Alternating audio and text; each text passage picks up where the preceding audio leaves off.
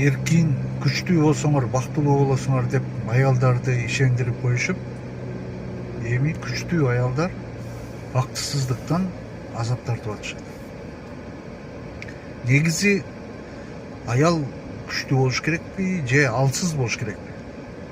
Бул ситуациядан зависит этет. Эгерде ошол аялдын күйөөсү алсыз болсо, слабый болсо, анда аял күчтүү болуш керек. Ал күчтүү болбогонго аргасы да жок анычы. Бул факт. Эркектердин баары эле күчтүү боло бербейт. Кээ бирлери ушундай алсыз болуп, чабалыраак болуп калат.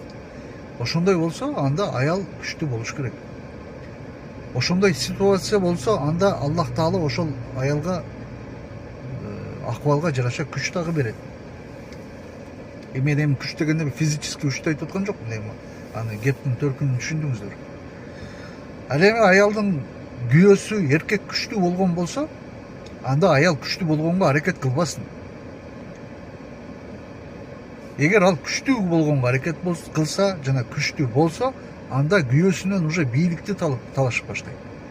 Кайсы бир нерселерди чечим кабыл алууда ошого противоречить этип, каршылык кылып, өзүнүн вариантын өткөргөнгө аракет кылып, анан кийин ортодо талаш, уруш, жаңжал чыгат дагы, эрди катындын ортосунда уже душмандык пайда болот. Анан бул үй бүлөнүн ынтымагы кетишине, ынтымак кетсе ырыскынын азайышына, берекенин качышына себеп болот. Анан акыры барып бул экөө ажырашып, эки жолго түшүшү мүмкүн. Ошондуктан адам ислам менен жашаш керек. Мына исламдагы нерсени кыла берсең, баары ордуна келет, баары сонун болот.